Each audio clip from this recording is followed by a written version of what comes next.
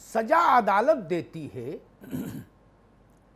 लेकिन जो सिस्टम है, अभियोजन पक्ष यानी जो सरकार है, ये उसके ऊपर जिम्मेदारी आयत होती है कि वह उतने गवाह और उतने मजबूत साक्ष्य पूरी मुस्तैदी के साथ समयबद्ध ढंग से अदालत के सामने रख पाते हैं जिन केसों में।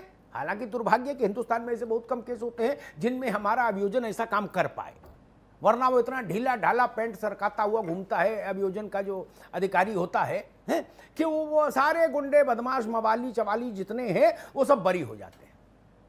आज मैं सुबह कह रहा था इसी बात को, कन्विक्शन का रेट भारत में जितना कम है उतना कम तो दुनिया के किसी बड़े मुल्क में नहीं, किसी बड़े मुल्क में नहीं। हमारे यहां अपराधी केवल एक मनौती मानता है कि एनकाउंटर से बच जाऊं, बाकी मैं देख लूंगा। विकास के 85 साल के पिता वो क्या कह रहे थे? वो कह रहे थे हमारा लड़का बच जाए, बाकी हम पुलिस उलिस सब देख लेंगे सुप्रीम कोर्ट तक, वो हम सब जानते हैं। क्यों? क्योंकि वो 10 केसों में ऐसा देख चुके, इसलिए उनका आत्मविश्वास है। यूं ही नहीं, हवा में नहीं है, बिल्कुल। वो जानते हैं कि गवाह और जांच अधिकारी आईओ ये कैसे खरीदे बेचे जाते हैं, कैसे धमकाए सटकाए जाते हैं। ये एक बड़ी चुनौती है। और केवल मसला विकास का ही नहीं, मैं तो आपको उत्तर प्रदेश के 20 बड़े मामले गिना दूं जिनमें गवाह नहीं मिले, बड़े लोगों अपराधियों के। एक तो यह पक्ष है जो सरकार के लिए चुनौती होगा, प्रशासन के लिए चुनौती होगा। 3 लाख की पुलिस फोर्स जो उत्तर प्रदेश की है, ऐसी देश की सबसे विशाल फोर्स रखने वाले उत्तर प्रदेश पुलिस के लिए चुनौती होगा। आने वाले समय में ये इसी पर कसौटी आएगी। लेकिन इससे पहले मुझे लगता है एक बड़ा महत्वपूर्ण मसला है, वो मसला है ये जो उज्जैन में हुआ आज सुबह। जी, इतना स्मूथली तो मैंने पारे को भी संगमरमर के फर्श पर फिसलते नहीं देखा। पारे से ज्यादा स्मूथ कोई चीज फिसलती नहीं। क्या बताया गया हमको, क्या दिखाया गया हमको कि जिस आदमी को हिंदुस्तान के 10 राज्यों की पुलिस ढूंढ रही हो, सैकड़ों आईपीएस, सैकड़ों राज्य पुलिस के अधिकारी, सर्विलांस टेक्नोलॉजी के तमाम विशेषज्ञ, 10,000 लोग उत्तर प्रदेश पुलिस के, 100 से ज्यादा टीमें, डेडिकेटेड टीमें, एसओजी, एसटीएफ, फलान ढिकान क्या क्या लगा है। उसको पकड़ा किसने? एसआईएस नाम की एक गार्ड मुहैया कराने वाली प्राइवेट एजेंसी के गार्ड ने। बताइए, इससे ज्यादा कोई रोचक फिल्म भी बनी है आज तक क्या बॉलीवुड में? नहीं बनी।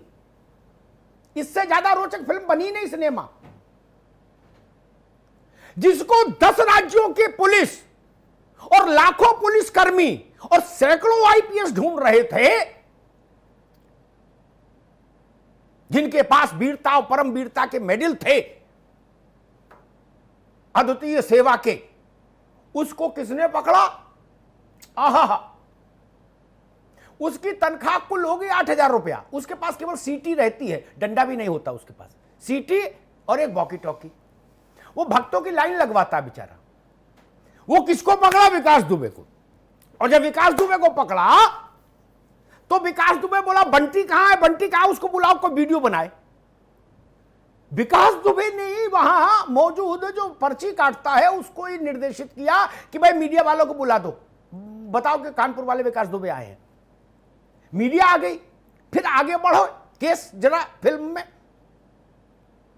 4 पुलिस वाले, उसमें शायद लोग कह रहे 2 होमगार्ड है, उतना उनका बिल्ला भी नहीं दिख रहा है जूम करने के बाद भी, लेकिन लोग ऐसा कह रहे 2 होमगार्ड भी है, 2 सिपाही हैं, जिन्होंने विकास को पकड़ा और गाड़ी में शीशे की तरफ उसका मुंह करके खड़ा किया। ऐसी लीला, इसको मैं महाकाल का चमत्कार कहूं, मध्य प्रदेश पुलिस का ऑस्कर विनिंग सीन कहूं, क्या कहूं। उन्होंने बराए नाम एक डंडा भी हाथ में नहीं ले रखा था। मैंने जाने कितने पुलिस के पुराने लोगों से बात की होगी कि भाई इतने घातक अपराधी को पकड़ने वाली जो टीम होती है वो गांधी जी के सिद्धांत पर चलती है क्या कि अस्त्र शस्त्र नहीं उठाएंगे, तो वो डंडा भी नहीं ले गए। ना ना ना उन्होंने डंडा लिया, ना विकास ने कोई प्रतिरोध किया। ऐसा गुडी गुडी तो कभी नहीं हुआ ना, कभी नहीं हुआ। चलो हम मान भी लेते हैं भाई, इस पे भी यकीन कर लेंगे, जो होना था हो गया। लेकिन कुछ सवाल हमेशा शोर करेंगे। कल रात में महाकाल थाने के प्रभारी बदले गए, कल शाम को, और नए प्रभारी ने रात में ही चार्ज लिया आके। कल रात 8 बजे डिस्ट्रिक्ट मजिस्ट्रेट उज्जैन और एसएसपी उज्जैन महाकाल गए दर्शन करने, नहीं 1 घंटे महाकाल परिसर का मुआयना किया। क्यों? ये संयोग है, प्रयोग है, क्या है? रात में ही चार्ज लेने की अर्जेंसी क्या थी? सावन का सोमवार तो अगले दिन था नहीं, और इस वक्त तो भीड़ भी नहीं महाकाल में, लिमिटेड लोगों की एंट्री है। क्यों? ऐसा क्यों बना? कुछ कहानियां ऐसी होती हैं जो पानी के साथ भी इनहेल नहीं होती, अंदर नहीं जाती। हम जानते हैं पुलिस वालों का कौतुक, वो कोई भी स्टोरी बना सकते हैं। वो ये भी कह सकता है कोई सिपाही कि हम स्वर्ग से फला देवता को पकड़ लाए। सिपाही तो सिपाही कुछ भी बोल सकता है, कोई स्टोरी, कोई तहरीर दे सकता है, अदालत में गिर जाएगी तो मुंह लटका के दरोगा जी चले आएंगे।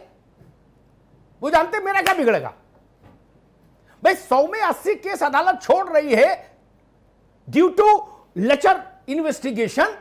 किसी पुलिस वाले का कुछ बिगड़ते देखा आपने? ये सवाल शोर कर रहे हैं। सवाल ये भी शोर कर रहा है कि वो निकला कैसे। और इस पहलू पर बहुत कम ध्यान गया होगा कि गृह मंत्रालय के आदेश के मुताबिक देश भर में रात 10 बजे से सुबह 6 बजे तक का कर्फ्यू इंपोज्ड है। इसेंशियल सर्विसेज से जुड़े लोगों के अलावा किसी का भी मूवमेंट नहीं होना चाहिए।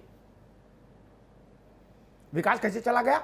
इसेंशियल सर्विस थी उसकी, अपराध में, अपराध तो इसेंशियल सर्विसेज में है नहीं कि गुंडे भी।